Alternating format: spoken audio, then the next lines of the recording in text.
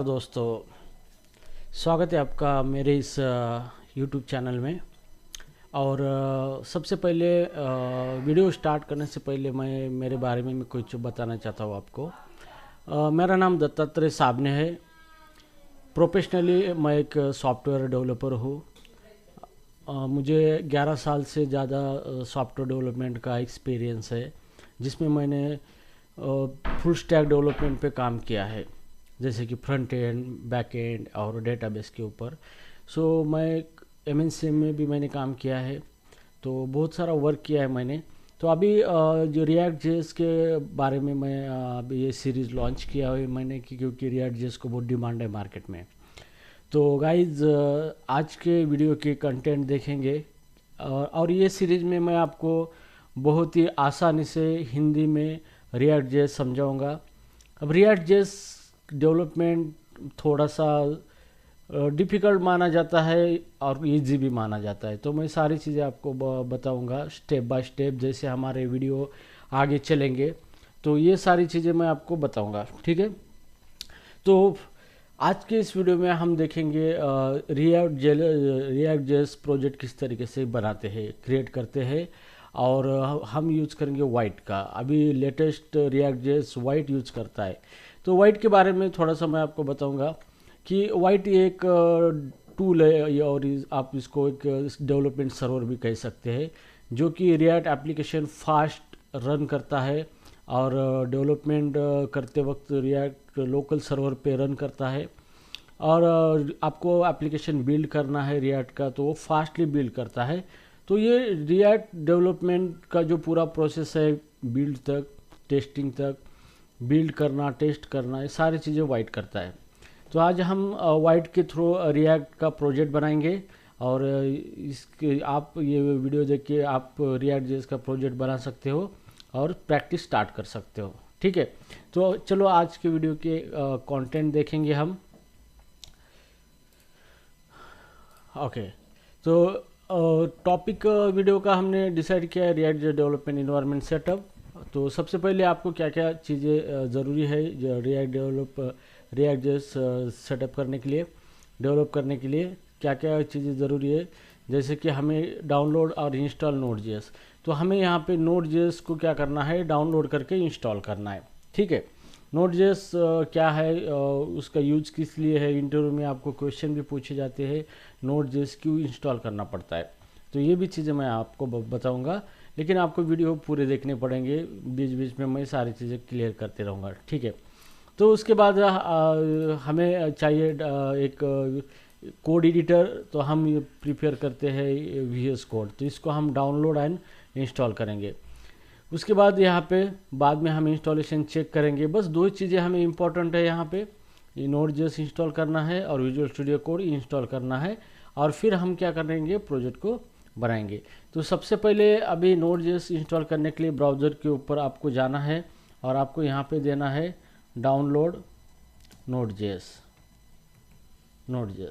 Okay, जैसे भी आप डाउनलोड नोड जेएस करेंगे, यहाँ पे फर्स्ट पेज आ गया आपका नोड जेएस का। इसको क्लिक करेंगे यहाँ पे। अब यहाँ पे नोड जेएस के लिए ये इंस्टॉलर है, MSI विंडोज़ MSI इंस्टॉलर। अगर आप विंडोज़ यूज़ करते हो तो विंडोज़ के लिए ये इंस्टॉलर है। तो मैं विंडोज़ के लिए आपको इंस्टॉलेशन बताऊंगा। तो इसको क्लिक करना है, तो यहाँ पे आपका डाउनलोड हो रहा है नोड जेएस। ओके, अब ये नोड जेएस जो सेटअप है MSI इंस्टॉलेशन, उसके अंदर आपको जाना है और उसके अंदर जाके इसको डबल क्लिक करके इसको रन करना है और जैसे इंस्ट्रक्शन को फॉलो करना है। तो मैंने ऑलरेडी नोड जेएस इंस्टॉल किया है, तो मुझे इंस्टॉल करने की कोई ज़रूरत नहीं है यहाँ पे। तो ऑलरेडी मैंने नोड जेएस इंस्टॉल करके रखा है, तो आप इस तरीके से कर सकते हैं। अब now second thing is that, जैसे कि हमने इसमें देखा है यहाँ पे download and install VS code. तो हमें एक कोड एडिटर चाहिए। तो यहाँ पे एक बेस्ट आईडी है विजुअल स्टूडियो कोड। तो हम इसको डाउनलोड विजुअल VS कोड। तो हम डाउनलोड VS कोड करेंगे। इसको विजुअल स्टूडियो कोड कहा जाता है यहाँ पे। तो हम इसको डाउनलोड करेंगे। पहला ही लिंक आ चुका है, इसको क्लिक करना है आपको। और यहाँ पे देखो विंडोज़ 10 11 के लिए डाउनलोड करना है आपको, ठीक है। तो विंडोज़ यूज़ करते हो तो आपको इसको सेलेक्ट करना है। इसको क्लिक करने के बाद यहाँ पे डाउनलोड का ऑप्शन आ जाएगा आपको, लेकिन ये डायरेक्टली क्या होता है, डाउनलोड होता है यहाँ पे VS कोड। तो जैसे भी ये आपको डाउनलोड करना है, और मेक श्योर कि आपकी इंटरनेट कनेक्टिविटी अच्छी होनी चाहिए, तो जो कि काम जल्दी हो जाता है। तो यहाँ पे VS कोड यहाँ पे हमारा डाउनलोड हो चुका है EXE। अब इसको डबल क्लिक करके आपको इसको रन करना है। तो मैंने ऑलरेडी इसको डाउनलोड करके रखा है। तो ये दो चीज़ें आपने करके रखी है यहाँ पे। अभी इतना हमारे प्रोजेक्ट के लिए ठीक है। यहाँ पे ये भी हमारा कंप्लीट हो गया, ये भी कंप्लीट हो गया। अभी हमें चेक करना है Node.js इंस्टॉल हुआ है या नहीं हुआ है, ये बात बहुत इंपॉर्टेंट है। इसलिए आपको जाना है CMD पे, कमांड प्रॉम्प्ट पे, और यहाँ पे एंटर करना है। अब यहाँ पे हमें कमांड देनी है node-v। तो जैसे ही node-v दे देंगे हमें, तो हमें यहाँ पे नोड का वर्जन मिलता है। अगर आपको नोड का वर्जन मिलता है तो इसका मतलब ये है कि Node.js सक्सेसफुली इंस्टॉल हुआ है, और उसका जो पाथ है उसका वो इन्वायरमेंट वेरिएबल के अंदर स्टोर हुआ है। ठीक है, तो ये हो गया आपका Node.js इंस्टॉलेशन। तो यहाँ पे कंफर्म हो गया हमारा। अब हम क्या करेंगे, npm इंस्टॉलेशन चेक करेंगे। यहाँ पे npm का मतलब नोड पैकेज मैनेजर, जो Node.js के साथ इंस्टॉल होता है। तो ऐसे CMD कमांड को हम क्या करेंगे, एंटर करेंगे यहाँ पे कमांड प्रॉम्प्ट, और यहाँ पे npm-v करना है आपको। तो यहाँ पे चेक करना है नोड पैकेज मैनेजर। तो यहाँ पे इसका वर्जन आ गया, तो इसका मतलब यहाँ पे नोड पैकेज मैनेजर भी क्या हुआ है, सक्सेसफुली इंस्टॉल हुआ है। ठीक है, अगर ये नहीं आता है यहाँ पे, अगर ये कहता है कि npm इज़ नॉट इंटरनल और एक्सटर्नल कमांड, तो इसका मतलब आपको रीइंस्टॉलेशन करना पड़ेगा, कहीं तो भी गड़बड़ हो चुकी है यहाँ पे। ठीक है, अब यहाँ पे ये दो चीज़ें हो गई आपकी। अब यहाँ पे आपने ये चेक कर लिया। अब आपको क्या करना है, प्रोजेक्ट क्रिएट करना है। तो प्रोजेक्ट क्रिएट करने के लिए सबसे पहले आपको क्या करना है, यहाँ पे डेस्कटॉप पे या फिर आपका जो भी फेवरेट लोकेशन है उस लोकेशन पे एक फोल्डर बनाना है आपको। ठीक है, तो मैं डेस्कटॉप पे बनाना चाहूँगा फोल्डर, यहाँ पे डेस्कटॉप पे, और जैसे कि मैं इसको यहाँ पे, ठीक है, मैं डेस्कटॉप पे फोल्डर बनाऊँगा। ये हो गया मेरा डेस्कटॉप, यहाँ पे डेस्कटॉप, और यहाँ पे ओके, यहाँ पे न्यू, और यहाँ पे फोल्डर है यहाँ पे। ठीक है, तो यहाँ पे न्यू फोल्डर पे क्लिक कर दिया हमने। यहाँ पे मैं लिखूँगा माय रिएक्ट ऐप, ये फोल्डर मैंने बना लिया है इस यहाँ पे डेस्कटॉप पे। ठीक है, अब मुझे क्या करना है, इस फोल्डर को ओपन करना है। यहाँ पे तो राइट बटन क्लिक करना है आपको, शो मोर ऑप्शन में जाना है, और यहाँ पे ओपन विथ कोड करना है इसको। तो इस फोल्डर को हम VS कोड में क्या करेंगे, ओपन करेंगे। ठीक है, तो शुरू में ये जो वेलकम पेज है इसको हटाना है, ये जो बाकी चीज़ें इसको हटाना है, और मैं इसको थोड़ा सा जूम करना चाहता हूँ ताकि आपको अच्छी तरीके से दिख सके। ठीक है, ठीक है, तो ये हमारा फोल्डर है, ये फोल्डर हमारा यहाँ पे दिख रहा है यहाँ पे। ठीक है, तो अभी यहाँ तक हमारा हो चुका है। अभी फोल्डर हमने क्रिएट किया है। अभी हमें क्या करना है, स्टेप 5 स्टेप में हमें क्या करना है, ये कमांड क्या करना है, एंटर करना है। ओके, तो सबसे पहले हमें क्या करना है, VS कोड में जाना है। यहाँ पे ऑप्शन है टर्मिनल पे ऊपर जाना है और न्यू टर्मिनल लेना है। तो आप VS कोड के अंदर टर्मिनल ओपन कर सकते हो यहाँ पे। तो साइड बार को मैं हटा देता हूँ इसको, और यहाँ पे इसको मिनिमाइज करेंगे। तो ये हमारा टर्मिनल है, यहाँ पे हम कमांड दे सकते हैं यहाँ पे। ठीक है, अब यहाँ पे हमें क्या करना है, ये जो कमांड है npm create white latest, और यहाँ पे ऐप नेम देना है। तो हम इस कमांड को क्या करेंगे, कॉपी करेंगे यहाँ से। ठीक है, और ये जो कमांड है हमारी यहाँ पे एंटर करेंगे। अब यहाँ पे ये ठीक से अगर नहीं आ रहा है तो इसको क्या करना है, CLS करके क्लियर करना है, और ये कमांड हमें यहाँ पे एंटर करना है। अब यहाँ पे योर ऐप है, ये हमें प्रोजेक्ट का नाम देना है यहाँ पे। ओके, तो कमांड है npm create white, हम यहाँ पे white लेटेस्ट वर्जन यूज़ करने वाले हैं, और उसके बाद यहाँ पे हमें प्रोजेक्ट का नाम देना है माय ऐप। मैं प्रोजेक्ट का नाम देता हूँ माय ऐप। ठीक है, और जैसे आपको इसको क्या करना है, एंटर करना है। तो जैसे आप इसको एंटर करेंगे तो ये ऑटोमेटिकली आपको प्रोजेक्ट स्टार्ट करेगा, क्रिएट करना स्टार्ट करेगा। तो ये कुछ हमें चीज़ें कंफर्म करेगा। तो सेलेक्ट फ्रेमवर्क, आप कौन सा फ्रेमवर्क यूज करने वाले, तो आप यहाँ पे रिएक्ट यहाँ पे देना है, आपको एंटर करना है। अब सेलेक्ट वेरिएंट, आप क्या रिएक्ट के साथ यूज करने वाले हो, तो हम यहाँ पे जावास्क्रिप्ट यूज करने वाले हैं यहाँ पे। तो हम रिएक्ट विद जावास्क्रिप्ट यूज करने वाले, जावास्क्रिप्ट सेलेक्ट करना है। उसके बाद रोल डाउन वाइट एक्सपेरिमेंटल, ये बाय डिफ़ॉल्ट नो रखना है हमें, ठीक है। Install with npm and start now, yes by default है, यस रखना है। अब यहाँ पे इंस्टॉलिंग डिपेंडेंसी विथ npm, तो अभी यहाँ पे क्या हो रहा है, npm के साथ npm नोड पैकेज मैनेजर के साथ डिपेंडेंसी हमारी इंस्टॉल हो रही है। तो आपको वेट करना है, ये डिपेंडेंसी इंस्टॉल करेगा। जो भी हमारे प्रोजेक्ट के लिए रिक्वायर डिपेंडेंसीज है, फाइल्स है, जो कोई इनबिल्ट कोड है, फ्रेमवर्क है, वो हमें क्या करना है, इंस्टॉल करना है यहाँ पे। तो वो इंस्टॉल हो रहा है यहाँ पे, ठीक है। अब ये हो गया इंस्टॉल, और इस यहाँ पे सब कुछ हो गया।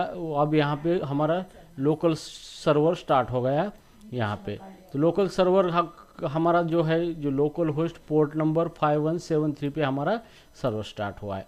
तो इसको हम कॉपी करेंगे, या फिर आप इसको क्लिक भी कर सकते हो। तो मैं कॉपी करूँगा इसको यहाँ से, और जो भी हमारा लोकल सर्वर है यहाँ पे जाएंगे, और यहाँ पे कंट्रोल V करेंगे। तो लोकल होस्ट, ये हमारा सर्वर का नाम है, लोकल सर्वर है, और पोर्ट नंबर है 5173। तो मैं आपको पोर्ट नंबर क्या होता है, ये एड्रेसेस क्या होते हैं, ये भी चीज़ें आपको बताऊंगा मेरे अगले आने वाले वीडियो में, ठीक है। तो जैसे भी मैं इसको इस तरीके से थोड़ा सा ओके, और इसको एंटर करेंगे। तो जैसे मैं इसको एंटर करूंगा, तो ये देखो, ये हमारा रिएक्ट एप्लीकेशन हमारा स्टार्ट हुआ है। और यहाँ पे मैं काउंट दिया है उन्होंने, क्लिक करेंगे तो ये एक टेस्टिंग पर्पज़ के लिए दिया है, तो काउंट 1 से बढ़ रहा है यहाँ पे। तो ये रिएक्ट का बाय डिफ़ॉल्ट एप्लीकेशन थीम दिया है उन्होंने, कि ये डिस्क्राइब करता है कि रिएक्ट एप्लीकेशन क्या हुआ है, स्टार्ट हुआ है। अब इतना हो गया, हमारा प्रोजेक्ट बन चुका है यहाँ पे। अब यहाँ पे जो हमारा साइड बार है, यहाँ पे माय ऐप नाम का फोल्डर बन चुका है, और ये हमारे प्रोजेक्ट की पूरे फाइल। तो ये फोल्डर के पूरा हमारा फोल्डर का स्ट्रक्चर है यहाँ पे, ठीक है। अब सबसे पहले हम फोल्डर के स्ट्रक्चर की बात करेंगे। तो यहाँ पे नोड मॉड्यूल जो है, यहाँ पे मैं इसको थोड़ा सा जूम इन करता हूँ, थोड़ा सा जूम करता हूँ इसको, और जूम नहीं हो रहा है ये, हाँ जूम। तो देखो यहाँ पे माय ऐप ये फोल्डर बन चुका है, हमारे प्रोजेक्ट का नेम, इसके अंदर नोड मॉड्यूल्स है। तो ये जो नोड मॉड्यूल्स है, ये आपकी डिपेंडेंसी है, जो कि ये नोड पैकेज मैनेजर से इंस्टॉल हुई है। ये ऑटोमेटिकली आपके प्रोजेक्ट को रन करने के लिए रिक्वायर्ड डिपेंडेंसी है, ठीक है। तो इसके बारे में सोचना नहीं अभी। ये है पब्लिक फोल्डर। इस फोल्डर के अंदर आपके एसेट होती है, फाइल्स होती है आपकी, कुछ स्टैटिक फाइल होती है, जैसे CSS, HTML फाइल, कुछ इमेजेस रखना है, फॉन्ट रखना है। तो आप इस पब्लिक फोल्डर में आपका पब्लिक डेटा आप क्या कर सकते हो, स्टोर कर सकते हो, ठीक है। उसके बाद ये सोर्स फोल्डर है। सोर्स के अंदर एसेट्स फोल्डर है। अब यहाँ पे एसेट्स फोल्डर के अंदर आपकी कुछ एप्लीकेशन की एसेट्स होती है, जैसे कि कुछ फॉन्ट्स होते हैं, जैसे कि कुछ फाइल्स होती है, कुछ कॉन्फ़िगरेशन फाइल्स होती है। तो जो भी चीज़ें होती है जो कि आपको प्रोजेक्ट में लगने वाली स्टैटिक चीज़ें, आप ये एसेट फोल्डर के अंदर आप रखते हो। कुछ आइकॉन इमेजेस होते हैं। उसके बाद यहाँ से app.css, app.jsx and index.css, main.js, तो ये फाइल यहाँ पे बन चुकी है। यहाँ पे आप देखेंगे इसके बारे में। इसको छोड़ के git ignore फाइल यहाँ पे बन चुकी है। यहाँ पे ये फाइल के अंदर गिट क्या क्या, अगर ये प्रोजेक्ट आप गिट के ऊपर रखते हो तो पुश करते वक्त क्या क्या चीज़ें इग्नोर करनी है, इसके अंदर दिया हुआ है। तो आपको फिलहाल इसके बारे में सोचना नहीं है। अब ESLint config.js फाइल है यहाँ पे, तो इसको थोड़ा छोटा कर देता हूँ यहाँ पे। तो इसके अंदर जो भी आपका रिएक्ट के रिलेटेड कॉन्फ़िगरेशन जो होता है, ये सारी चीज़ें इस फाइल के अंदर होती है। रिएक्ट विथ आपका जो कंपाइलर होता है, इंटरप्रेटर होता है, उसके रिलेटेड चीज़ें होती है यहाँ पे। तो इसके ऊपर भी हमें कुछ नहीं करना है यहाँ पे, ओके। उसके बाद है यहाँ पे index.html, ये मेन फाइल होती है, क्योंकि आपका सिंगल पेज एप्लीकेशन है। तो जैसे आपका एप्लीकेशन लोड होता है तो ये main.html फाइल क्या होती है, आपकी लोड होती है। और यहाँ पे जो दिया है डिवीजन रूट, सारा प्रोजेक्ट इस डिवीजन के अंदर क्या होता है, लोड होता है। ये डिवीजन है, इसके अंदर सारा प्रोजेक्ट आपका लोड होता है यहाँ पे, ठीक है। तो ये फाइल इंपॉर्टेंट है, ये जो फाइल है main डॉट HTML फाइल, ठीक है ना। उसके बाद यहाँ पे पैकेज लॉग जेसन है, ये ऑटोमेटिकली डिपेंडेंसी की लॉग फाइल बनती है, इसके बारे में भी हमें कुछ देखना नहीं है। उसके बाद पैकेज डॉट जेसन फाइल है, ये फाइल इंपॉर्टेंट है, ये नोड जेएस इसको मैनेज करता है कि हमने क्या क्या पैकेजेस, उसका वर्जन क्या क्या है, डिपेंडेंसी कौन सी है, क्या क्या चीज़ें हमने इंस्टॉल की है, ये सारी चीज़ें क्या होती है इसके अंदर, इस फाइल के अंदर होती है। और उसके बाद रीडमी यहाँ पे होता है, कुछ इंस्ट्रक्शन आपको लिख के रखने हैं प्रोजेक्ट के यूज़ के लिए या फिर जो भी कुछ, तो रीडमी फाइल के अंदर होता है। और ये वाइड कॉन्फ़िग है, वाइड कॉन्फ़िग का फाइल जो है, हम वाइड जो भी डेवलपमेंट सर्वर है हमारा, उसके रिलेटेड कॉन्फ़िगरेशन इसके अंदर हम करके रखते हैं। तो मोटा माटी कहने का मतलब ये है कि आपको बाकी चीज़ों से कोई अभी फ़िलहाल मतलब नहीं है, आपको सिर्फ मतलब है index.html फाइल और ये ऐप CSS जो ऐप नाम से जो दिख रहा है। अभी यहाँ से मेन चीज़ ये है कि हमारी जो main.jsx फाइल है, अब यहाँ पे JSX एक्सटेंशन यहाँ पे लगा हुआ है, ठीक है। तो ये जो एक्सटेंशन है हमारा JSX, ओके। तो JSX का मतलब होता है जावास्क्रिप्ट एंड XML। अभी इसका ये क्या होता है, हम जावास्क्रिप्ट के अंदर जावास्क्रिप्ट के अलावा दूसरी चीज़ें हम इस्तेमाल नहीं कर सकते, लेकिन जावास्क्रिप्ट के अंदर हम HTML लाइक सिंटैक्स लिख सकते हैं, हम HTML का कोड लिख सकते हैं जावास्क्रिप्ट के अंदर, या फिर हम HTML जैसा कोड लिख सकते हैं और वो कोड सपोर्ट करेगा जावास्क्रिप्ट और रन करेगा। तो इसको बोलते हैं JSX। तो आगे देखेंगे हम JSX क्या होता है, इसके ऊपर भी इंटरव्यू क्वेश्चन होते हैं, तो ये भी चीज़ हम आगे देखेंगे। जैसे जैसे हमारे वीडियोस आगे चलेंगे तो वैसे वैसे वो भी चीज़ हम देखेंगे, ठीक है। यहाँ पे सब कुछ आपको मिलेगा, थोड़ा सा लेके बहुत बड़ा तक आपको सब कुछ मिलेगा, पूरा कॉन्सेप्ट क्लियर कर दूंगा मैं, वो भी प्योर हिंदी में, ठीक है। तो अब यहाँ पे main.jsx फाइल है। तो एक चीज़ हमेशा याद रखना है कि रिएक्ट डेवलपमेंट जब भी हम करते हैं, रिएक्ट में एप्लीकेशन जब भी हम डेवलप करते हैं, तो हमारा रिएक्ट JSX को सपोर्ट करता है। तो JSX का मतलब कि हम HTML का कोड रिएक्ट JS के अंदर कंपोनेंट के अंदर लिख सकते हैं, लेकिन वो तभी काम करेगा जब फाइल का एक्सटेंशन .jsx होना चाहिए। अगर फाइल का एक्सटेंशन .js है तो काम नहीं करेगा, JS के अंदर सिर्फ हम जावास्क्रिप्ट कोड लिख सकते हैं। अगर आप भूल कर भी JS फाइल के अंदर अगर XML कोड लिखते हो या फिर HTML कोड लिखते हो तो आपको नहीं चलेगा, एरर देगा। अगर आपको जो भी HTML का कोड जावास्क्रिप्ट के अंदर लिखना है, कंपोनेंट के अंदर लिखना है, अब कंपोनेंट क्या होता है ये भी मैं आपको बताऊंगा बाद में। तो जो भी कोड आपको HTML का कोड लिखना है तो आपको फाइल का एक्सटेंशन JSX ही रखना है। अगर आपको कोई लाइब्रेरीज बनानी है, रीयूजेबल लाइब्रेरीज होती है, कुछ फंक्शंस रीयूजेबल बनाने हैं, तो आप वहाँ पे .java एक्सटेंशन आप यूज कर सकते हो, ठीक है। अभी हम यहाँ पे देखेंगे main.js फाइल के अंदर। अब यहाँ पे main.jsx फाइल है, ये फाइल के अंदर क्या है। अभी यहाँ पे सबसे पहले यहाँ पे देखेंगे कि क्रिएट रूट, ये एक फंक्शन है जो कि इंपोर्ट किया है हमने कहाँ से, रिएक्ट डॉम क्लाइंट से। तो ये क्रिएट रूट नाम का एक फंक्शन है, इसको हमने इंपोर्ट किया है। उसके बाद हमने उसको क्या दिया है, एस्टिमेट एलिमेंट दिया है, document dot get element by ID root. मतलब हमें क्या करना है कि ये पूरा एप्लीकेशन जो है, ये सारा एप्लीकेशन किस HTML एलिमेंट के अंदर लोड करना है, ये हमें उसका रूट टैग देना है, ठीक है। क्योंकि ये हमारा सिंगल पेज एप्लीकेशन होगा और इस एप्लीकेशन के अंदर हमें देना पड़ेगा कि कौन से डिवीजन टैग या फिर कौन सा HTML एलिमेंट है जिसके अंदर मेरा पूरा एप्लीकेशन लोड होगा। तो यहाँ पे हमने दे दिया ID दे दिया, मतलब HTML डॉम एलिमेंट क्रिएट किया हमने यहाँ पे, तो यहाँ पे रूट दे दिया। अब ये रूट क्या है, ID है। तो कहाँ पे है ये HTML फाइल के अंदर, यहाँ पे ये जो है हमारा डिवीजन, ये डिवीजन के अंदर ये रूट इसका ID है, हमने ये डिवीजन का डॉम ऑब्जेक्ट पास किया है। मतलब जो कुछ जो कुछ डिस्प्ले होगा इसके अंदर ही डिस्प्ले होगा, ठीक है। तो यहाँ पे ये डिवीजन जो है ये बेस डिवीजन है, रूट डिवीजन है, रूट एलिमेंट है जिसके अंदर पूरा हमारा क्या होता है, रिएक्ट का कोड रेंडर होता है। उसके बाद ये एक ऑब्जेक्ट रिटर्न करेगा और इसकी मेथड है डॉट रेंडर, और ये पूरा स्ट्रिक्ट मोड में क्या करेगा, हमारा एप्लीकेशन रन करेगा। और यहाँ पे यूज हुआ है JSX, मतलब ये हमारा कंपोनेंट है, इस कंपोनेंट को हमने इस तरीके से लोड किया है। तो ये हो गया हमारा कंपोनेंट। ओके, तो ये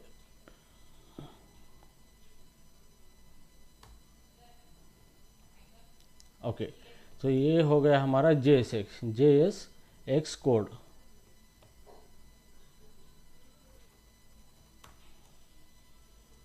ठीक है, चलो, तो ये हो गया हमारा JSX। तो यहाँ पे हमने ऐप कंपोनेंट लोड किया है।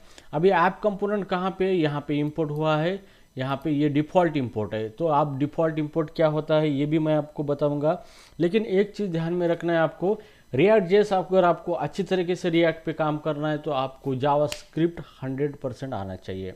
बहुत सारे यूट्यूबर्स है, बहुत सारे टीचर्स है जो प्रोग्रामिंग पढ़ाती है, वो बोलते हैं कि आपको जावास्क्रिप्ट की कोई ज़रूरत नहीं, थोड़ी इसमें आप बना सकते हो।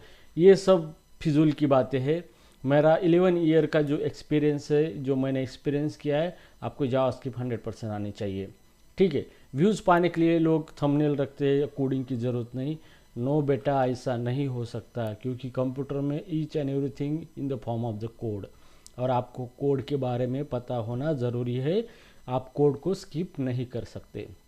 तो जावास्क्रिप्ट आपको आना ज़रूरी है, तो उसके भी मैं वीडियो अपलोड करूँगा, आपको बहुत अच्छी तरीके से कंसेप्चुअल जावास्क्रिप्ट पढ़ाऊँगा, जो कि इंडस्ट्री में किस तरीके से आपको जावास्क्रिप्ट यूज़ करनी है और किस तरह से फंक्शनलिटी बनानी है। ठीक है, तो ध्यान में रखना है जावास्क्रिप्ट आपको 100% आना चाहिए। ठीक है, अब नाउ यहाँ पे ये डिफ़ॉल्ट इंपोर्ट यहाँ पे हो चुका है हमारा ऐप। तो ऐप हमारा ये JSX, ये है हमारा ऐप। तो ये कंपोनेंट है ऐप, और इसके अंदर ये पूरा कोड है यहाँ पे। तो जैसे हमने इस फोल्डर प्रोजेक्ट को रन किया था, तो यहाँ पे देखो ये CSS का एनिमेशन हो रहा है, और ये वाइट रिएक्ट यहाँ पे नाम है। तो ये सारा फोल्डर यहाँ पे बन चुका है। ठीक है, तो सॉरी, ये कोड बन चुका है। तो अभी हम इस कोड को एडिट करेंगे। ये जो कोड है, मतलब यहाँ पे एक फंक्शन है, यहाँ पे स्टेट मेंटेन किया गया है यहाँ पे, और बाकी यहाँ पे पूरा उन्होंने ये दिया है, डिज़ाइन दिया है। तो फिलहाल हम इसको क्या करेंगे, हटा देंगे, बाद में हमें इस चीज़ें सीखने वाली है। अब ये फंक्शन ये रिटर्न क्या कर रहा है, ऐप फंक्शन जो है ये क्या रिटर्न कर रहा है, ये HTML कोड रिटर्न कर रहा है। तो ये होगा आपका JSX हो गया। क्या हो गया, JSX, मतलब जावास्क्रिप्ट कोड के अंदर आप HTML का कोड यूज कर रहे हो, तो उसी को JSX कहा जा रहा है। ठीक है, तो अभी ये कोड जो है, मैं सारा कोड को यहाँ से हटा देता हूँ। यहाँ पे ये जो कोड है पूरा, इस सब को हम हटा देंगे, और सिंपली हम यहाँ पे रिटर्न करेंगे H1 टैग, HTML का H1, welcome in React JS. Ctrl+S करेंगे, सेव करेंगे, तो हमारा सर्वर रिलोड होगा, रिस्टार्ट होगा, और यहाँ पे ऐप फोल्डर को डिफ़ॉल्ट क्या किया है, एक्सपोर्ट किया है। अब डिफ़ॉल्ट एक्सपोर्ट क्या है ये भी हम बाद में देखेंगे आगे। तो चलो अभी हम देखेंगे इसका आउटपुट क्या आता है। तो यहाँ पे देखो वेलकम इन रिएक्ट जेएस, हमने पूरा डिज़ाइन यहाँ पे क्या किया है, हटा दिया है। अभी यहाँ पे देखो ये जो फाइल है रिएक्ट, ये यहाँ पे यूज स्टेट रिएक्ट लोगो यहाँ पे इंपोर्ट किया गया था, और ये CSS फाइल है जिसके अंदर CSS का कोड लिखा गया है। इस फाइल को यहाँ पे इंपोर्ट किया गया है। तो ये CSS फाइल है, इसके अंदर ये पूरा कोड यहाँ पे लिखा गया था, एनिमेशन का सारा कोड। तो हम इस सब को क्या करेंगे, बाकी ये जो रूट एलिमेंट है इसको छोड़ के हम ये सब सारा कोड यहाँ पे हटा देंगे इसमें का। ठीक है, यहाँ पे सारा कोड हटा दिया हमने यहाँ पे। अब हम क्या करेंगे, एक क्लास बनाएंगे डॉट रेड कलर नाम से। ठीक है, ये बनाएंगे, और यहाँ पे हम CSS कोड देंगे कलर रेड। तो हमने यहाँ पे क्या कर दिया, हमारा खुद का एक CSS का क्लास बना दिया कलर रेड।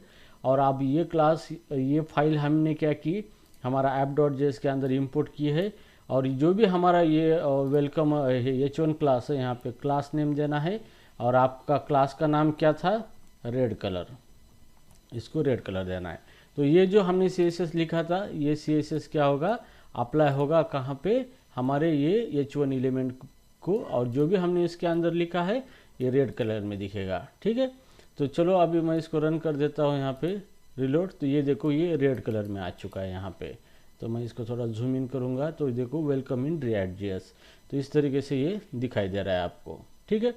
तो शुरू में रिएक्ट जेएस हमें एक टेम्पलेट बना के देता है, सिंपल एक मेन कंपोनेंट देता है जहाँ से आपको लोड करना है आपका एप्लीकेशन, और इस तरीके से CSS फाइल भी देता है जो शुरू में, और ये index.html भी होता है, और main.js यहाँ से हमारा एप्लीकेशन स्टार्ट होता है, रिएक्ट हमारा एप्लीकेशन स्टार्ट करता है। तो थोड़ा अगर हम यहाँ पे package.json में जाके देखें तो जैसे भी हम यहाँ पे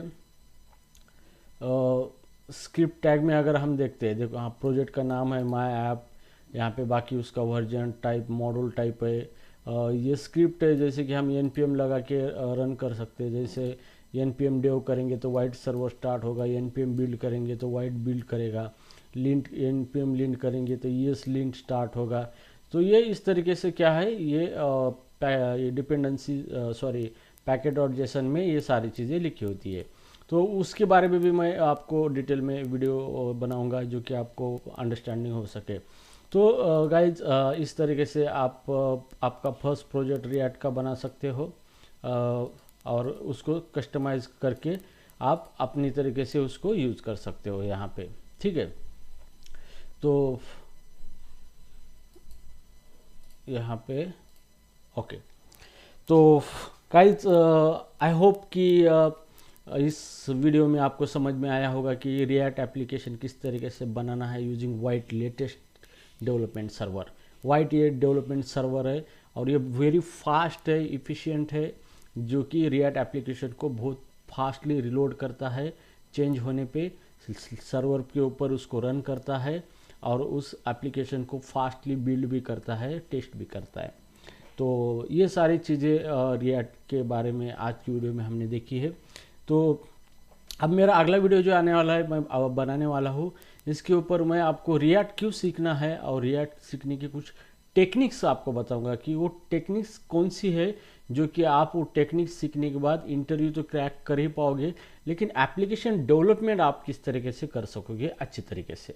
तो उसकी कुछ टेक्निक्स होती है, ये आपको बताया नहीं जाता है, लेकिन जो इंजीनियर है, सॉफ्टवेयर इंजीनियर जो है, वो इंजीनियरिंग करके किस तरीके से एप्लीकेशन को बनाता है, ये चीज़ बहुत इंपॉर्टेंट है। फ्रेमवर्क लैंग्वेज सीखना ये अलग बात है, principles engineering and design these are the different thing. अगर आपको रिएक्ट जेएस किस तरह से वर्क होता है, वर्क फ्लो पता चल गया, तो उसके लिए करना क्या है ताकि आप बहुत सारे कॉम्प्लेक्स एप्लीकेशन बना सकते हो और उस एप्लीकेशन के ऊपर आप काम कर सकते हो, चाहे कितना भी एप्लीकेशन कॉम्प्लेक्स हो। ये सारी चीज़ें मैं वीडियो में बताऊंगा, लेकिन आपको वीडियो पूरे देखने पड़ेंगे। हाँ, तो वीडियो थोड़े आपको बोर लगते होंगे, मतलब इसके अंदर कोई एनिमेशन नहीं है, एडिटिंग नहीं है, जस्ट मैं आपको सिंपली नॉलेज ट्रांसफ़र कर रहा हूँ। लेकिन ये नॉलेज बहुत इंपॉर्टेंट है rather than editing and animation. अगर आप सच में सीखना चाहते हो तो कमेंट में मुझे लिख दो, आप सच में सीखना चाहते हो रिएक्ट मेरे से, तो मैं आपको बहुत सारे अच्छे वीडियो बना के दे दूँगा उसके ऊपर।